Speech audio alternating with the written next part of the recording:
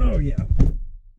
You join me inside the cabin of the 2019 Audi Q8. This is Audi's all-new flagship SUV. It is based on the Q7. It has the same wheelbase, but it is 3 inches shorter overall, 1 inch wider, and 1 inch lower. It competes in this growing segment of SUVs with gently sloping rooflines. Some brands are calling them coupes.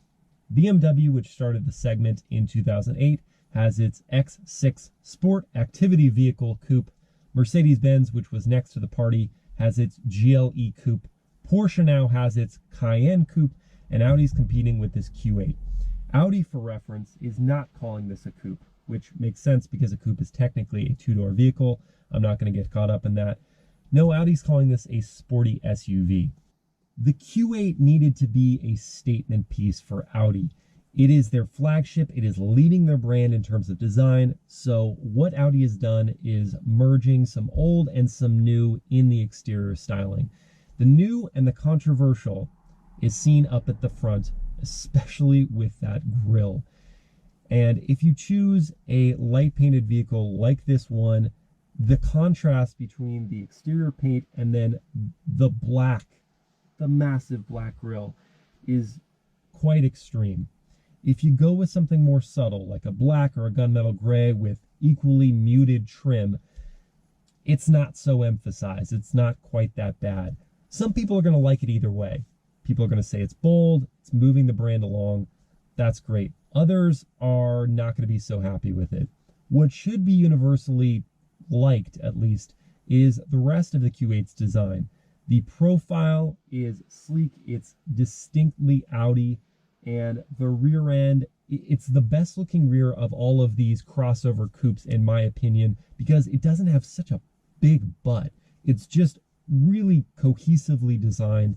You can see the design cues that are pulled from Audi's Sport Quattro, the 1980s rally car. Audi says they took design inspiration from that in the black painted strip across the tailgate, the boxy fender flares, and the same rear glass angle, Sport Quattro to Q8, the exact same angle. Obviously, the two vehicles are very much different. This is a 5,000-pound four-door SUV. That was a lightweight, high-powered rally car. But you can see the design lineage between the two. Other exterior highlights include a few different wheel options. You get 20 inches as standard. You can upgrade to 21s, or as this car is equipped with the Prestige package, 22 inches that go very well with the bodywork. There's also Audi's Matrix LED headlights, which look fantastic. No one makes light signatures like Audi. It really helps the car stand out on the road. Now, our Matrix LEDs, the ones we get in the US, are different from what you get in Europe. In Europe, you get the full functionality of the Matrix structure. So individual LEDs working to illuminate as much as possible on the road at night while working around obstacles, so you don't create visual distractions for other drivers. In the US, we just get the standard functionality of an adaptive high and low beam setting. It sucks that we don't have the full capacity of the available technology, but you still get the look. And once our regulations come up to speed and allow us to have that full Matrix functionality, it'll all be great. Everyone will be happy. For now, you at least get the really cool look of the Matrix lights. I think it may be worth the money. The inside of the Q8 is a screen-dominated aesthetic. You've got 3 screens here, and those all come as standard with the Q8. You have the latest version of Audi's Virtual Cockpit, which, when it was introduced several years ago, just sort of broke the mold. People had, sampled with fully digital instrument clusters, but no one had really made a cohesive, well-working, intuitive setup. Audi introduced that with Virtual Cockpit V1. V2 is the same functionality, but the graphics are better and it's much faster. With this update, Audi is again at the top of the game in terms of digital instrument clusters. And then there's Audi's new MMI infotainment setup. It's class leading in every way. The graphics, the responsiveness, and the ease of use, they're all just exceptional. We have to sort of accept that physical controls are reaching an end of an era. I will always prefer a physical button or knob to select something in the car. It's something you can fumble around with while you're driving and know that whatever you've done has been processed. But if automakers are forcing us towards a fully digital future, then this is really the way to go. Audi has found a way where the touchscreens behave like a smartphone. It works with the way our brains are becoming hardwired to work with smartphones. It's very easy to use. The haptic response means there's a tactile acceptance of your commands. You know what you've done has been received. Audi has set up this lower screen to work as your climate control, and then all of these individual shortcuts that you can set up so you don't have as much distraction. If you spend some time with your new Q8 setting it up, you will have your go-to commands right there, so you're not having to spend too much time looking at the screen and finding what you want. The upper display, it's so pretty. The new Here maps are gorgeous, and the responsiveness to your inputs are immediate. You've got your navigation, as I said, multimedia and smartphone connectivity, and your other vehicle settings. They're all up there in the standard infotainment screen. Everyone needs to pay attention to what Audi has done here to sort of help us move between analog and digital in a seamless way. The rest of the cabin is a lot of piano black, which I typically hate because it looks great for the first few seconds after you've cleaned it, and then it gets turned into this smudgy mess. But where Audi has put it is in places that shouldn't really be touched all that often. It's on the upper dash trim, and there's only really one place that you're going to be touching a lot, and that's the drive select section down here. But the rest of it, your hand is going to go on the gear selector and you're going to select your gear. You're not really fumbling down here except to touch the parking brake, the e-brake, which is a metal piece. So it shouldn't get too smudgy. You are still going to get lint all over it. That's just the way it works. But it does kind of work with the screens. It blends it all together really nicely.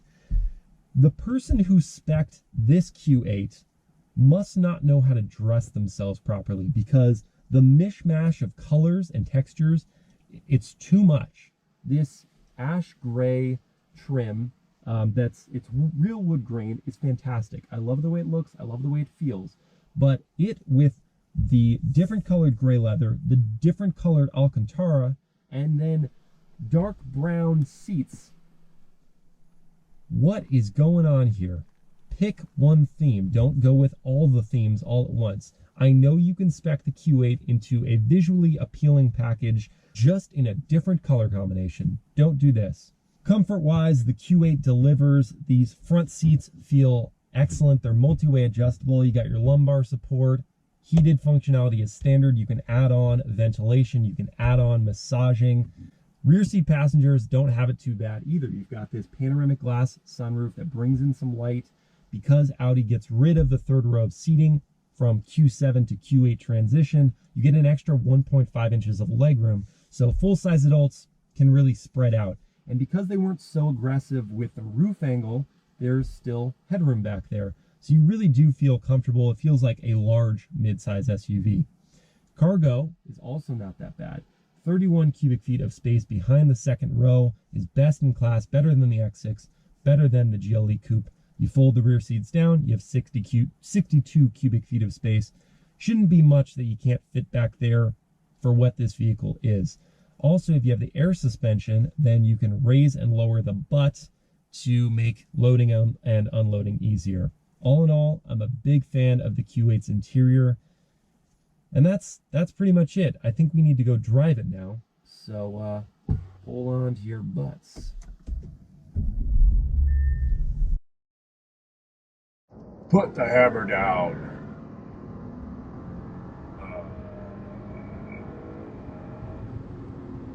You can barely hear it, but that is a 3.0 liter single turbo V6 powering this Q8. It's making 335 horsepower, 369 pound-feet of torque, working through a ZF 8-speed automatic gearbox to all four wheels. This is a Quattro vehicle, of course, so you gotta have all-wheel drive.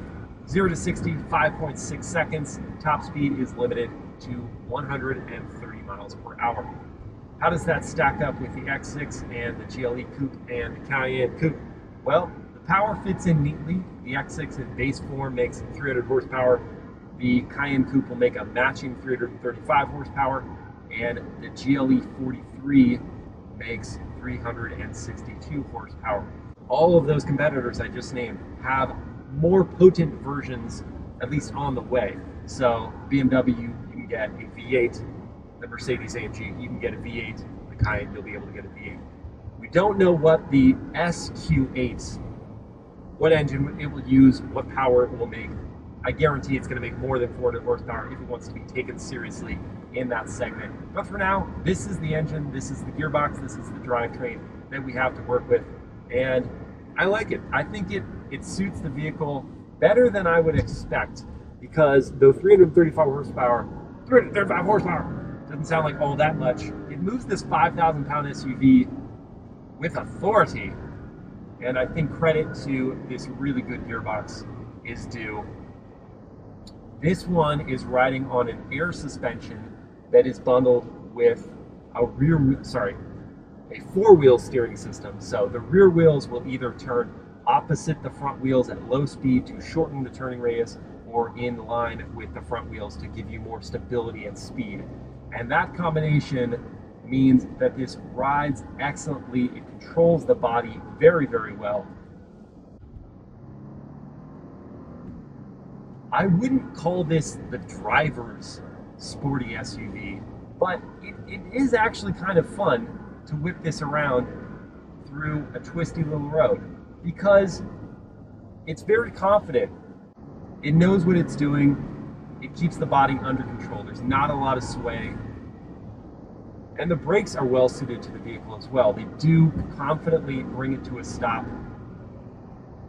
There's a little initial squish to the pedal, but then the rest of it authoritatively stops this big old SUV. You are reminded of how large it is in the lane though. It's a very wide SUV, and so you do feel like you're from lane marker to lane marker. You're taking up the whole space. Fuel economy is neither the best nor the worst in the segment at 19 combined. That's 17 city and 22 highway. The X6 does a little better. It's a lighter weight vehicle, makes less power, so it has 20 combined mpg. The Mercedes-AMG GLE Coupe also gets 19 combined mpg. So, I mean, what do you want? It's a big SUV and it's powering all four wheels. 19 combined, that's fair enough. There are several drive modes to play with as well. You've got a standard auto mode that just adapts the throttle response and the shift timing and the suspension based on your driving behavior. You've got comfort, softens everything up. An all-road mode for if you may be switching back and forth between dirt, gravel, and maybe tarmac. And then if you have the air suspension, you get an off-road mode that lifts the ride height significantly so you can scamper over some obstacles. And then of course there is dynamic mode if you want to play around a little bit, hasten those shifts, get the throttle tip in just right, and then there's a bit more weight to this electronic steering system. Steering feedback, we know what we're getting here. It's not a ton, but it is precise. You turn the wheel, the car goes where you want it to go immediately. Actually, the Q8 is just better suited to a life of luxury and comfort. This one, fully loaded, it's got dual pane glass, so it's ultra quiet in here. This has a full suite of driver assistance features, more so than I think any other competitor in this segment. The Q8 is a big success in my opinion because it splits the difference between practicality and style. They didn't go too crazy with the design, apart from the front end, such that it's limiting interior usability. But it's an Audi. It looks like an Audi. The sharpness, the light signatures, it's what an Audi flagship should be. So I think they've accomplished what they set out to do with the Q8. If you don't need the third row of seating, I can really see this being the right alternative to the Q7. At some point, Audi is going to make a new flagship SUV that will have more room in the third row to better compete with the X7. But until that happens, this stands as perhaps the best Audi SUV around. I was just driving the Q5 recently and I wasn't impressed with that, but this feels right. So in terms of pricing, the Q8 falls in between the X6's $66,000 starting figure and the GLE 43 AMG's $70,000 starting figure. This one is 68 grand and some change. The Cayenne Coupe will be the most expensive of the set at $73,500 to start, and it'll swing all the way up to $197,000 for a turbo with all the bells and whistles. This one, pretty well loaded, is $88,000, and that is, no doubt, that's a lot of money, but I really do feel like what I'm getting, apart from the weird trim combinations, as being true luxury. The ride is there. You can really take this anywhere. This would make a great grand touring vehicle. You want to go on a long road trip, it doesn't get much better than this if you don't have more than 4 people. I love it. I really do like the Q8, way more than I expected to. I would choose a paint color that I'm not looking at that grille all the time, but apart from that, this is a win. Audi, you done good.